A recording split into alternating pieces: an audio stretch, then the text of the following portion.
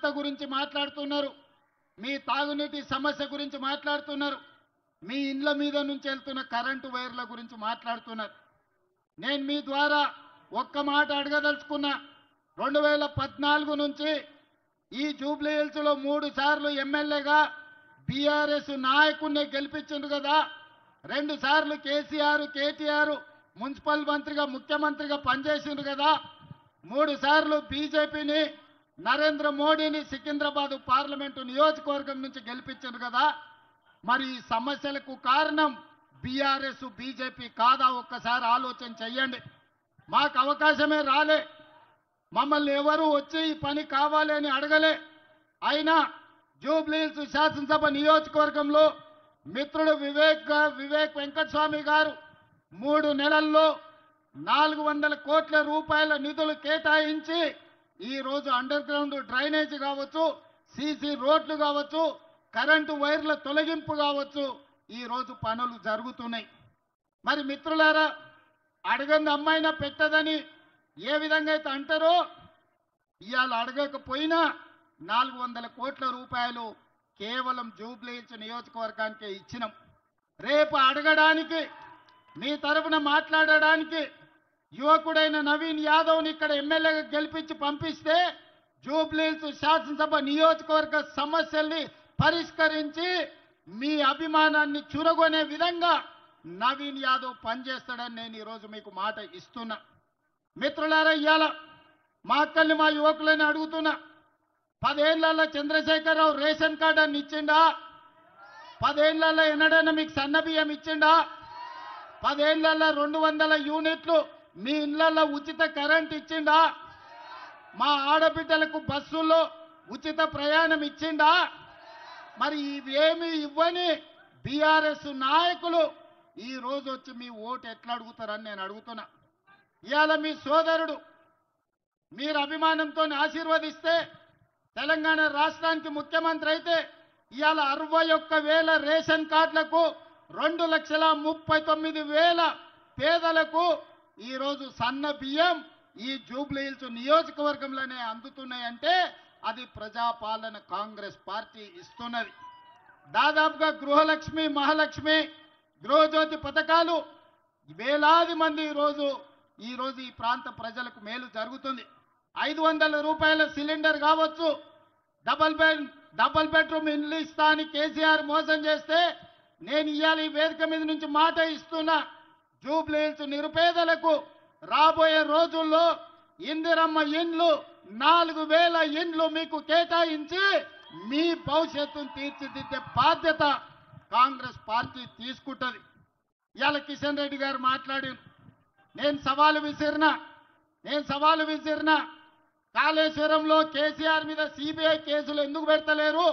మేము పంపించి 3 నెలలైంది, జవాబేందని ఆయన నాకు సవాలు విసురుతుండు. నాతో చర్చిస్తాను.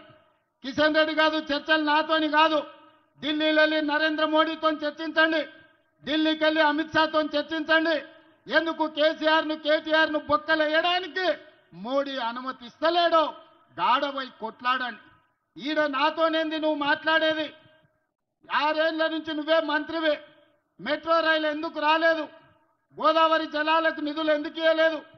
మూసి అభివృద్ధి కోసం నిధులకు ఎందుకు అడ్డం పడుతున్నావు?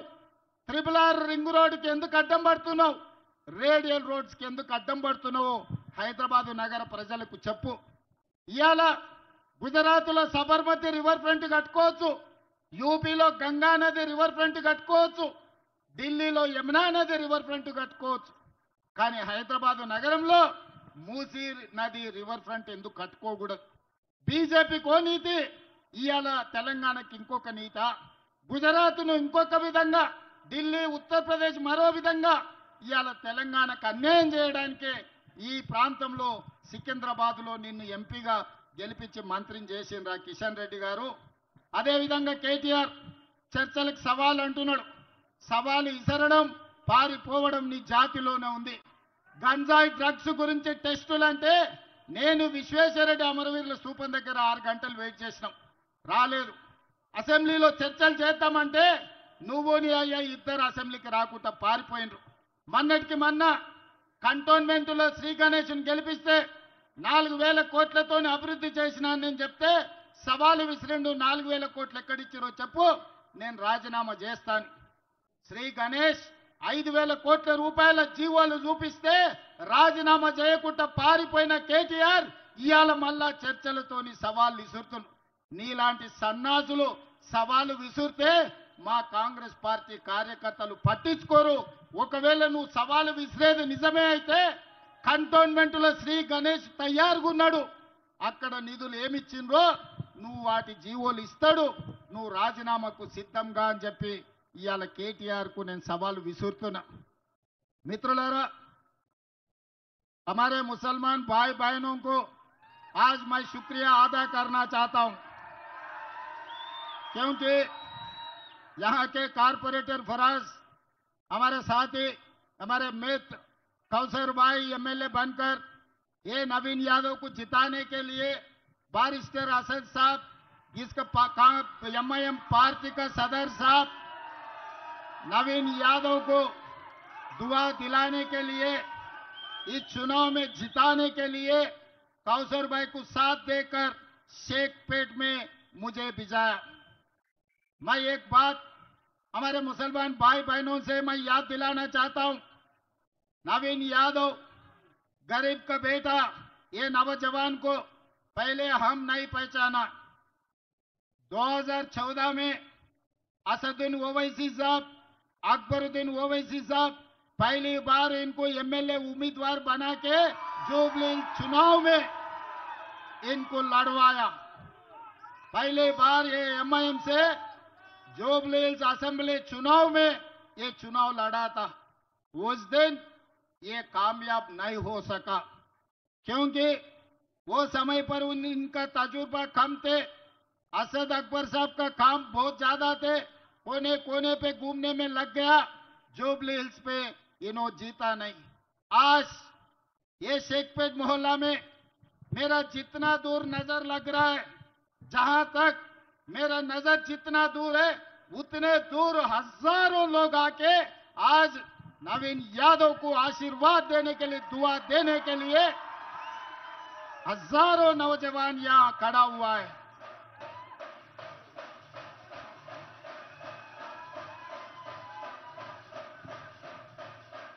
मुझे भरोसा, उम्मीद आ गए, आने वाले चुनाव 11 तारीख 30,000 मेजॉरिटी से नवीन यादव जुबली से एमएलए बनने वाले हैं। ये 30,000 में आधा हिस्सा शेखपेट का हिस्सा, 15,000 मेजॉरिटी शेखपेट से दिला के इस चुनाव में शेखपेट का ताकत, शेखपेट का शक्ति आप लोग दिखाने वाले हैं। भाई, मैं एक दूसरी बात याद दिलाना चाहता हूं, आप लोगों को पता है सिराज इधर हैदराबाद का लड़का है। सिराज वर्ल्ड क्रिकेट कप जिता के शहंशाह बन के हैदराबाद आए तो उन्होंने पढ़ाई नहीं है तो भी पूरा हटा दे के डीएसपी सिराज बनाया कांग्रेस पार्टी सरकार ने। और दूसरी बात रहा निकत जरीन, निजामाबाद की लड़की, अब आपके बहनजी मेहनत करके वहां पर बॉक्सिंग वर्ल्ड चैंपियन बनकर तेलंगाना आए तो तेलंगाना सरकार 3 करोड़ रुपए नजराना देते हुए तेलंगाना के डीएसपी बना के तेलंगाना के ब्रांड एम्बेसडर बनाया सिराज और निकत जरीन को। यही नहीं, एडिशनल एडवोकेट जनरल इतने सालों से कोई माइनॉरिटी को नहीं दिए, इमरान खान को एडिशनल एडवोकेट जनरल बनाया। पब्लिक सर्विस कमीशन में माइनॉरिटी को हिस्सा दिए, राइट टू इंफॉर्मेशन कमीशन में माइनॉरिटियों को हिस्सा दिए, 11 लोगों को, हमारे भाइयों को दूसरे कारपोरेशन चेयरमैन बनाए। और खासकर 4 दिन पहले भारत के खिलाड़ी पूरा दुनिया में देश के नाम जो रोशन किए, अपने भारत के खिलाड़ी कैप्टन मोहम्मद अजहरुद्दीन भाई को मैं मंत्री बनाया। एक खिलाड़ी, 2 खिलाड़ियों को डीएसपी बनाया, तीसरे खिलाड़ी को जो हिंदुस्तान को जिताया वर्ल्ड कप में उनको मैं मंत्री बनाया। भाई माइनॉरिटी का मुसलमान भाइयों का हिस्सा अजहरुद्दीन साहब को हमने मंत्री बनाया। फिर किशन रेड्डी साहब को क्या तकलीफ हो रहा, पेट में क्या दर्द हो रहा? किशन रेड्डी साहब ने दरखास्त रखे गवर्नर साहब को, भाई अजहरुद्दीन को मंत्री नहीं बना देना, आप वक्त नहीं देना। मैं पूछना चाहता हूं शेखपेट से किशन रेड्डी साहब को, आपके बाप का जागीर जायदाद हम नहीं मांगा। हमने गुजरात नरेंद्र मोदी जी का जमीन जायदाद हम नहीं मांगा। तेलंगाना रियासत में जो हमारे मुसलमान भाइयों का हिस्सा, जो मंत्रिमंडल में उनका हिस्सा, मोहम्मद अजहरुद्दीन को हम मंत्री बनाए। आप नहीं, मोदी जी नहीं, अमित शाह नहीं, सब आके खड़ा रहे तो भी हम लोग मोहम्मद अजहरुद्दीन को मंत्री बनाया। मंत्री बना के माइनॉरिटी के हिस्से माइनॉरिटी को दे दिए। भाई कल मैं रहमत नगर में भाषण दे रहे थे, मैं बोलने का मतलब, मुसलमान का मतलब कांग्रेस, कांग्रेस का मतलब मुसलमान। आज कांग्रेस की ताकत,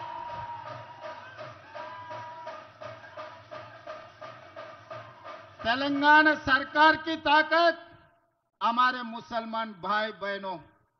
ये तेलंगाना सरकार के दो आंखें, मुसलमान और हिंदू, हम ये दोनों के बीच में कभी फर्क नहीं देखा। फर्क नहीं देखने के लिए कोशिश भी हम नहीं करते। 20 महीने हम सरकार चलाए, यहां पर जितने भी नौजवान है, हमारे मुसलमान भाई बहने हैं, हमारे सरकार में कभी इतने भी फर्क दिखाए क्या? आप लोगों को अलग देखने के लिए कभी कोशिश किए क्या? मगर बीआरएस वाले ने भटकाने के लिए कोशिश कर रहे। पिछले चुनाव में उन लोग जो लोकसभा चुनाव थे, वो समय पर ये खुदकुशी कर लेके मोदी जी को बचाए। 8 लोकसभा में महबूबनगर, छेवल्ला, सिकंदराबाद, मलकाजगिरी, मेदक, करीमनगर, निजामाबाद, आदिलाबाद तक पूरा बीआरएस डिपॉजिट जब्त होकर बीजेपी को जिताए। आज हमारे मुसलमान भाइयों से एक ही बात पूछना चाहता हूं, अगर ये 8 सीट नरेंद्र मोदी को तेलंगाना रियासत से अगर नहीं मिले तो आज मोदी प्रधानमंत्री नहीं है इस देश का। आज मोदी जी प्रधानमंत्री बने केसीआर के वजह से, बीआरएस पार्टी के वजह से। ये अंदरूनी बात, ये बहुत सारे पैसे कमाया, बेटा जनवाड़े में 100 एकड़ में फार्म हाउस बनाया, केसीआर साहब ने गज्वेल में 1000 एकड़ में फार्म हाउस बना लिए, हरीश राव मोइनाबाद 50 एकड़ में फार्म हाउस बना लिए, हजारों करोड़ों रुपए कमाए। वो कमाई को मोदी जी पकड़कर इन लोगों को ब्लैकमेल कर दे के पूरा इनका डिपॉजिट जब्त करवा दे के बीजेपी एमपी लोगों को जिता लिए। आज भी बीजेपी के नाम से वोट मांगे तो जुबली हिल्स में वोट नहीं मिलने वाले, उन लोगों को हकीकत पता है। इसीलिए बीजेपी के नाम से नहीं मांग रहे, बीजेपी बीआरएस के नाम से, कार के निशान के नाम से आज वोट मांग रहा है। आज अगर आप गलतफहमी से आने वाले 11 तारीख चुनाव में कार के निशान को अगर आप दबाए, शेखपेट गली से वो कार निकल के दिल्ली मोदी गली में घुसकर वो कमल पुल बनने वाला है, ये हकीकत है। क्योंकि इनका सीबीआई केसेस क्यों लागू नहीं कर रहा है? किशन रेड्डी साहब, आप जवाब दो। आप ही बोले थे, आप ही बयान दिए थे जलसे में, अगर सीबीआई को दे दो कालेश्वरम, 24 घंटा में बाप बेटे को अंदर डालने के लिए आप ऐलान किया था। आज मैं सवाल कर रहा हूं किशन रेड्डी जी को, मोदी जी को, 3 महीना हो गए, असेंबली में चर्चा करके सब लोग तय करके मोदी जी को भेज दिए, सीबीआई केस लगा दो कालेश्वर में केसीआर को और उनके बेटे को अंदर डालो चरलापल्ली में, उनको चिप्पा कूड़ू खिलाओ बोल के हम बोले, मगर नहीं हो रहा। क्यों नहीं हो रहा? क्या है, मोदी जी किसी को छोड़ा क्या इस देश में? मोदी जी किसी को बचाया क्या? जो भी मौका मिले विपक्ष के नेता लोगों को सोनिया जी, राहुल जी तक किसी को नहीं छोड़ा। सबको ईडी केसेस में लगाए, सबको सताए, सबको रुलाए, मगर बाप बेटे को काली ऐसा टच भी नहीं कर रहा। क्यों? इसका हकीकत क्या है? हमारे मुसलमान भाइयों को सोचो बोलना के इस वक्त में मैं बोलना चाहता हूं। दिखाने का अलग है, हाथी का दांत खाने का अलग है, दिखाने का अलग है। केसीआर साहब शेरवानी पहन रहे, बिरयानी कुर्बानी खिला रहे, मगर उनका भरोसा है मोदी जी के ऊपर, क्योंकि आज आने वाले चुनाव में मागंटी सुनीता, नवीन यादव के बीच में लड़ाई नहीं है। ये लड़ाई है मोदी जी, केसीआर एक तरफ, राहुल गांधी, रेवंत रेड्डी, असदुद्दीन ओवैसी दूसरे तरफ। चलो देखेंगे। मैं सवाल कर रहा हूं मोदी जी और केसीआर से, हिम्मत है तो हरा के दिखाओ। असदुद्दीन ओवैसी, रेवंत रेड्डी, राहुल गांधी, नवीन यादव को जिता के 30,000 मेजॉरिटी हम दिलाएंगे। मोदी और केसीआर नवीन यादव को हराने के लिए आप कोशिश करो। उसको कैसे जिताना है, हमारे कौसर भाई, हमारे फराज, सब लोग मिलके यहाँ आए हुए हजारों लोग, नौजवान लोग नवीन यादव को जिताने वाले हैं। मेरे को उम्मीद आ गए आप सबको देखने के बाद, कम से कम 1.5 किलोमीटर 1000 लोगों, खासकर हमारे महिला बहनों ने सब इनको दुआ करने के लिए सब लोग इधर हाजिर हो गए। मुझे भरोसा हो गए इन्हों जीतने वाले 30,000 से, उसमें से शेखपेट से 15,000 मेजॉरिटी मिलने वाले हैं। फिर जीतने के बाद जलसे में मैं आऊंगा, आपसे बैठकर बिरयानी कुर्बानी खाऊंगा। मैं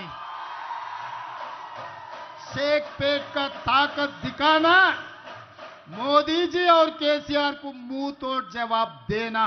आप लोग तैयार हैं? तैयार हैं? मोदी जी केसीआर को मुंह तोड़ जवाब देंगे? जो जिसने तैयार है हाथ उठा दो। जय कांग्रेस, जय जय कांग्रेस। हस्तम गुर्तुके, हस्तम गुर्तुके। ధన్యవాదాలు మిత్రులారా, శుక్రియా అదా करना चाहता हूं। యనమల రేవంత్ రెడ్డి అనే నేను తెలంగాణ రాష్ట్ర ముఖ్యమంత్రిగా ప్రజలందరికీ న్యాయం చేకూరుస్తానని దైవ సాక్షిగా ప్రమాణం చేస్తున్నాను।